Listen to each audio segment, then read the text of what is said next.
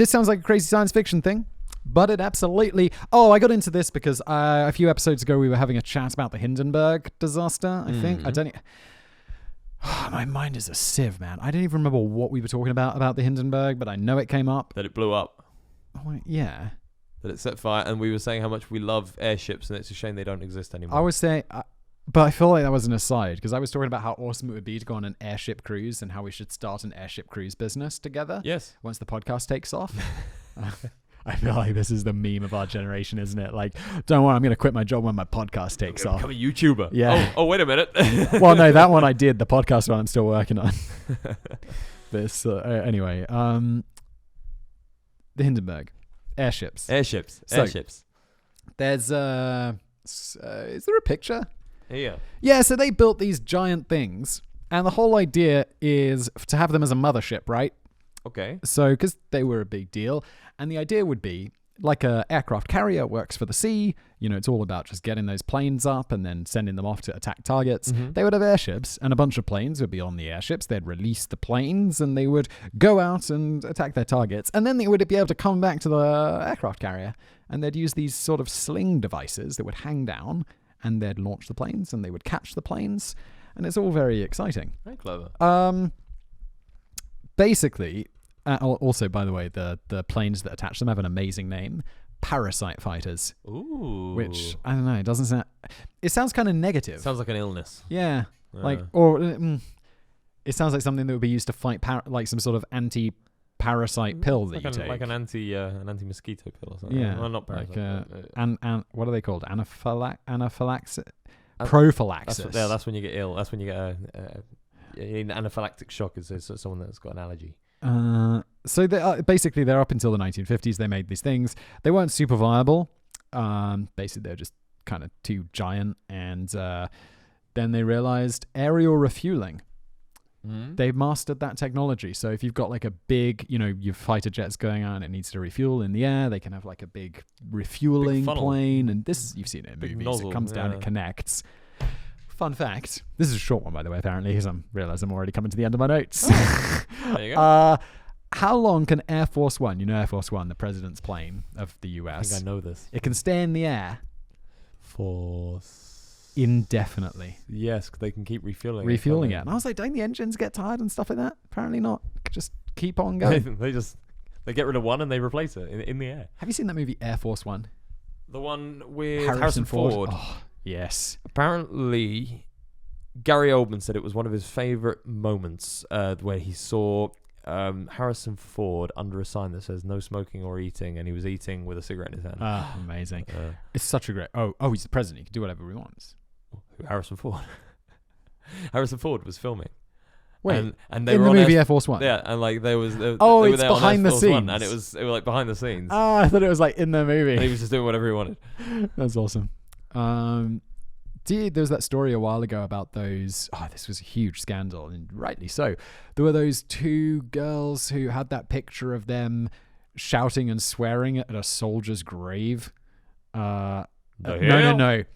It was at a sign that said silence and respect, and they were swearing and shouting right next to the sign. Not and it cool was at girls. like Arlington Cemetery or something, and people were like, oh, this is not acceptable.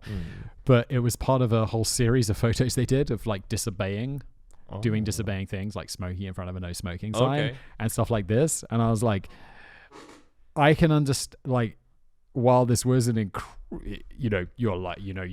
career prospects are kind of diminished now because no one's going to forget that. Yeah. But it's like, I can see how you can be doing something like that, and you're making this thing and you've always done it and you've made all these photos, and then you just think, oh, I'm just doing another one, rather than, oh my God, this isn't smoking in a non-smoking sign. This is hugely disrespectful. Anyway, but I get how you get there and how you end up in that position, and it's like, oh. What I find amazing is people without that sort of respect of what should be respected. But I can see how you can get lost in your own shit. I agree. Sometimes it just really is lost in being a douchebag. Like there was, that's my argument. Because I don't want to defend these girls. But I don't think they're being a dick. No. Okay, fair enough. I understand. They kind of got lost in their work. What they were doing, they were just doing another. It's piece. just another thing to them, piece, yeah. and they're not putting it together. But like, as for someone instance, who actually meant that as graffiti artist, disrespectful. for example, there was someone did a massive piece of graffiti, like scratched it out in the Colosseum, and like that, you just go like, that person needs to be hung. exactly. But- Like, what are you doing? Like, that's I cannot get my head into the mind of someone that would do something like that. Like, how do you justify that to yourself? I can't get my head into people who do graffiti in general. Yeah. Idiots. Shit. However, Now I'm pissed off. have you been to Bogota? No, never been to Colombia. Okay, Colombia, amazing country. Go visit Colombia. It's my favorite country in the world. Been to Guatemala. It's kind of scary. Guatemala. Yeah. Well, La Ciudad de Guatemala is one of the most likely places to get mugged or murdered. Yeah. However, Antigua de Guatemala, right next door, is super nice. lovely. Yeah. Like, I arrived in Guatemala. I was like, and I stayed one night in Guatemala City or whatever it's called. Yeah. Dude, oh my god. No, like dodgy. Like there's people just get shot in the face there all the time. But it's mostly to do with drugs. It's a lot. You don't want to be I think it's a bus driver there is the most dangerous profession. Why? Because they typically ferry drugs. Oh, good. Because they're basically like the paid drug mules, basically. And it's a lot of sort of gang stuff. So if you can avoid the gang stuff, then you're fine. But no, in Bogota, it's like the world center of graffiti, like but actual artistic graffiti, and it really is quite interesting. I've got no problem with graffiti if there's some sort of story, there's some sort of art in it. If it's art, yeah. But I should say, Like, I should screw say, you, Banksy. I should say tags. Yeah, tagging is different, I think. Which Yeah. I think is just like, how about you actually make an impact on the world rather than doing this? Because it's all about like, oh yeah, I want to be seen. How about you do something useful? Yeah. Christ. Airships. They both the US built these two really big ones, the Akron and Macron, or something like no, that's the French president. What was it called? Macron. Macron. And they crashed. One of them, loads of people died. It was a horrible storm. Oh god. And then the second one crashed and less people died. But people still died. It was pretty horrific. God, that's not good, is it? Sam, how are we doing for time? We're at 41. Oh. 41, Simon. Okay. Have you got something happier? Yeah, I got something absolutely kick-ass.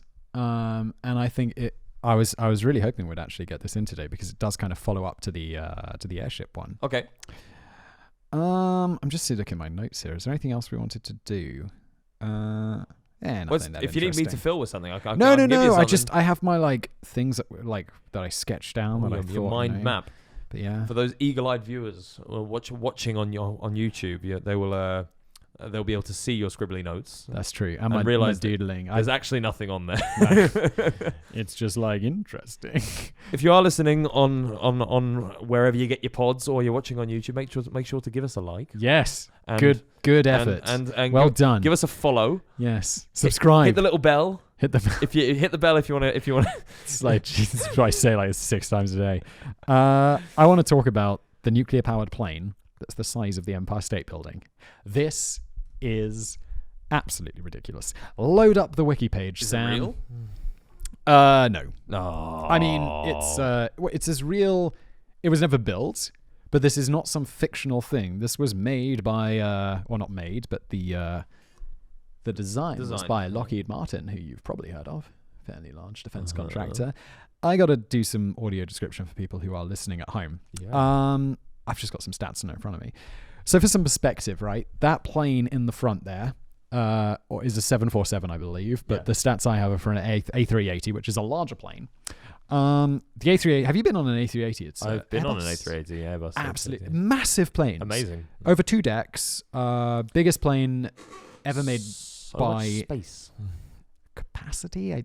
Although there's those Beluga Airbus or Boeing, the giant ones that are used for transporting goods. Yeah, the goods ones, like the ferrying ones, shipping ones. It's by some it's definitely the largest passenger plane ever built. 100%. Substantially larger than the 747. When you watch it take off, it's like that's not coming off the ground. And It's then a it monster. does. Yeah. It's an absolute monster. Its wingspan is 80 meters. For our American friends, that's 262 feet. And just for some perspective, right? The Lockheed Martin CL-1201, which is the nuclear-powered, designed thing that could have been built, possibly. It is, how about this? 340 meters wingspan, 1,120 feet. So it is 5 times the wingspan of the Boeing, of the Airbus A380. how about this? We've brought up the Empire State Building like 3 segments the last 2 episodes. Yeah, haven't we? That wingspan of the plane that we're looking at is almost as big as the Empire State Building is tall. Jeez. So it's an absolute monster. There's loads of questions. The biggest logistical problem with this is where to store it. You need a hangar big enough. Doesn't land, man. Oh, just no, it does land. It does land, but it spends most of its time in the air. Doesn't fly. It's nuclear powered. It doesn't need to refuel. It's absolutely massive. It's what else is this? There's so many crazy facts about this. The way that I picture this is, in the movie Avatar, when everyone else is on the little flyy things, the little bird things. Have you seen Avatar? Yeah, it sucked. What? Avatar sucked. No. Such a piece Well, of basically, there was the big, massive dragon thing, dragon animal. To be fair, anytime there's a dragon in the movie, it wasn't a dragon. It was an Avatar dragon. Okay. Same- Anyway, same my damn point thing. was that this is a fairly similar comparison in size and oomph and gravitas. Anyway, Avatar. Good lord. So, that was such a bad film. People liked it though. It's the highest grossing movie or something? I loved it. Beautiful. Okay. How many aircraft can you keep on this bad boy? 22 aircraft.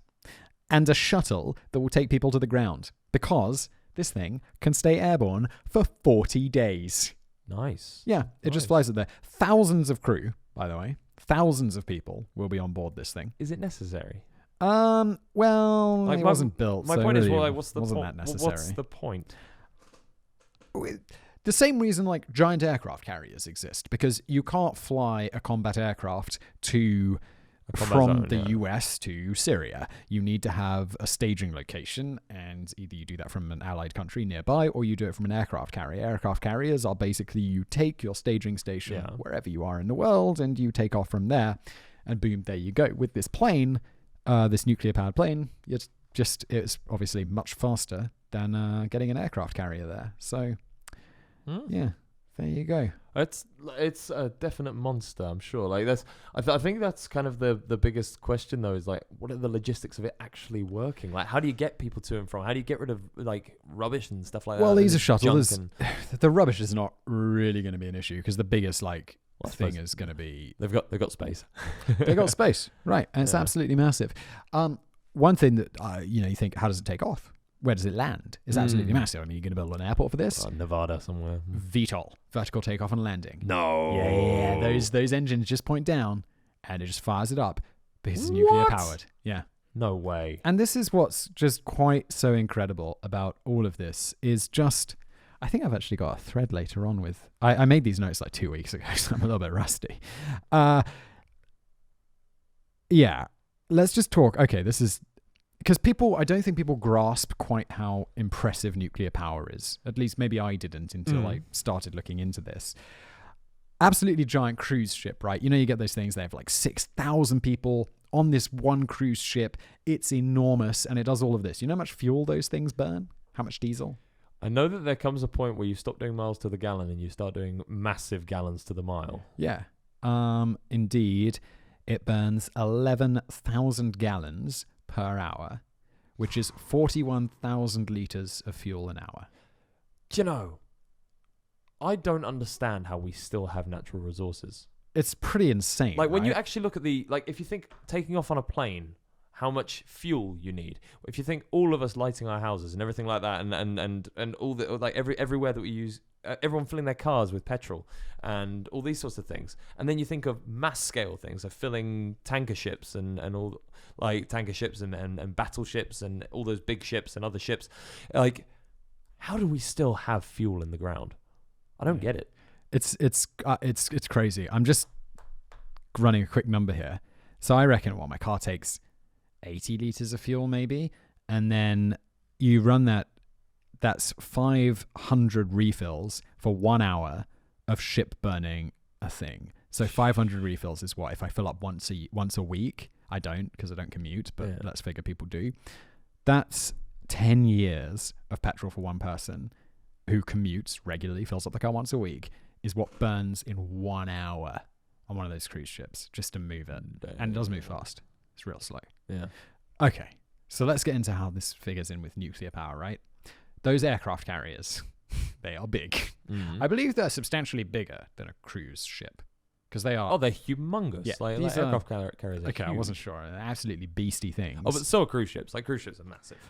You know how often an aircraft carrier, nuclear aircraft carrier, needs to be refueled? Never. Well, once. Once. They have an average lifespan, let's say 50 years. They refuel every 25 years. Really? Yeah. So how does it think work? of that. Do they 40, they take out the whole nuclear reactor and put a new one in. Oh, okay. Got it. But 41,000 litres of fuel an hour over 25 years... Just the amount of fuel that is just incomprehensible. And then open up that Imager link, or however you do it. I really struggle to find an image of a nuclear reactor on a cruise ship. Yeah. No. The one. The one at the bottom of the page. Yeah. I really struggle to find an image of a nuclear reactor on a cruise ship. So this is the kind of closest I got. You're going to need to scroll down. It's an image gallery. Or scroll up, sorry. I don't know why it's at the bottom. Yeah, so go to that cutaway. Down. Yeah, there. Here. Up one. There. Yeah. Click on that. And zoom in on that. So I think the fuel bit is right in the center. So what we're looking at is a cutaway of a giant aircraft carrier with tons of planes. Yeah. And there's this one small area where the nuclear power station is on this craft. And I really want to do some maths on this. I should have done this before, but let's just say, right, that how you think a cruise ship runs for, let's say, 12 hours a day, right? Yeah. Times 44. We'll work in the thousands. So every day it burns 528,000 litres of fuel. That's a lot of fuel. Every day. Let's times that by 365 is 192 million per year. Times 25 is 192 million is 4.8 billion litres. 4.8 billion litres of fuel over 25 years. That's so much fuel. Yeah. That's just the amount of space that would occupy. For one ship. Yeah, for one ship. Damn. And just one nuclear power generator can do all of that. And like, nuclear power is not perfect. No. But it's so much better than everything else we have. Other than like renewables, but let's be realistic. The problem obviously with nuclear power is that when it goes wrong, it goes really wrong. Yeah. And that's kind of the issue, but isn't it? But it doesn't. It's so rare. It's so rare, but it happens. It happens. Like, we look more at people have died. Cases like Chernobyl, you've got what's that, Fukushima. But the death toll is tiny. It doesn't even matter. It's insignificant. Even if you look at the worst cases of nuclear accidents and compare it to like the dangers of solar panels from people falling off roofs during installations, less people die. I need to run the stats on that, but I'm pretty sure it's true. It's just crazy. I completely agree. Like, I'm totally for nuclear. Like, we don't have a better option. No, I agree. It's definitely the cleanest and the purest option. I'm not sure how the whole nuclear waste thing happens. Like, stick it in the ground, blast it into the space. Who gives a shit? I guess if we can find an efficient way to blast out into space, that's which we will. That's kind of a reasonable way of doing it. I don't know why I'm so passionate about this. I just think it's like we got to stop burning fossil fuels. We do have to stop burning fossil fuels. That's key.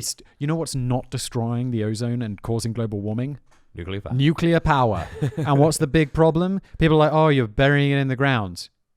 That's not the problem with the environment right now. The problem is we're making way too much carbon dioxide. Agreed. However, the problem also is that right now, nuclear waste is not a problem for us, but it will be a problem. Oh, it will never be a problem. It will be a problem. It will never be a problem. Horse manure was a huge problem for the citizens of New York City at the turn of the 20th century. It was a huge biological hazard because there were so many horses roaming the streets, shitting everywhere, that they didn't even know what to do. The beautiful difference. The car came along, there were no more horses, and they took all of it away. And I don't want to be the guy who's like, this is not a problem because in 50 years we're going to fix this. But in 50 years, we'll be able to blast shit into the sun cheaply, or in 100 years, even in 500 years. It doesn't matter because all of that stuff that we've made, or even better, 99% or something like this, I don't know, I'm getting out of my depth already, is we're not very good at using uranium. Yep. And so much of it goes back into the ground and it's still got tons of energy in it. We'll be more efficient at extracting the rest of that uranium. Did you hear that beeping? I heard a beep. Don't know what that beeping was. Maybe a truck outside.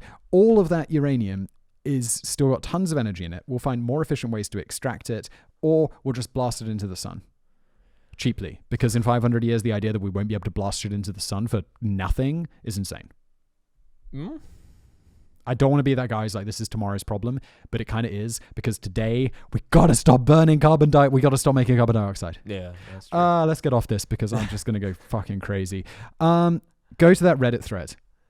How are we doing for time? How are we doing for time? 54. 54! Good. Simon. We'll do the Reddit thread, then we'll wrap it up and we'll make it a nice round hour. Right.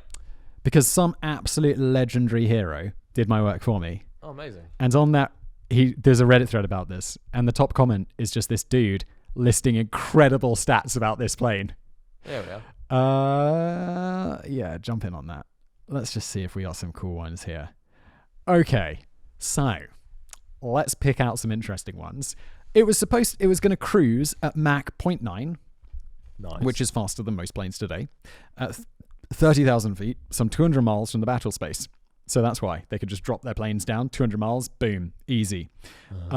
Yeah, it would have on board a 737. So that's the puddle jumper plane, the one that we'd take to the UK from here. Yep. 737. That would be on board to ferry troops to the ground. A giant plane on a giant plane. The troop carrier version carried 3,896 troops. Doesn't include the 845 crew members. That's ridiculous. Yep. That's mad. Because it stayed in aloft for 41 days. Sorry, not 40. It didn't just have seating, sleeping quarters, a recreation zone, 6 floors, cargo bay, capable of holding over 6,000 tons. Isn't this amazing? Do we know what time this was designed? 1950. 1950?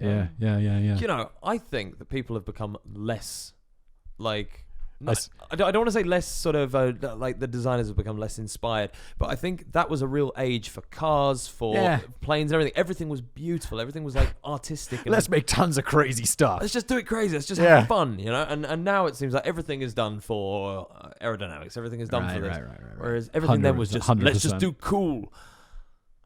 Yeah. Okay. 1.83 gigawatt reactor fueling.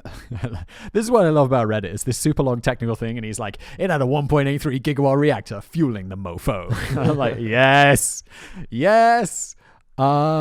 Vertical takeoff and landing. 182 turbofans from the 747s would extend vertically from the banks of the wings and either side of the cockpit. So intense. It would have definitely been a monster machine. Oh, I'm sorry. He corrected. He says they were not 737s. They were 707s. That's right. We'll let him off. Okay. Oh, he also says it was not Mach 0.9. It was Mach 0.8. Doesn't matter. This is just absolutely outrageously cool. I love it. I want one. I want one to be built now. You look like you're in heaven. I love this stuff, man. This engineering. Your eyes have done this. Yeah. Although your comments about nuclear power and stuff, and how it being, what if it goes wrong? If this thing crashed, it's probably not going to be a good time. No, probably not. That would be a significantly bad day for everyone. Crashing into the ocean, please. Also, 6,000 people or whatever on board. Oh man.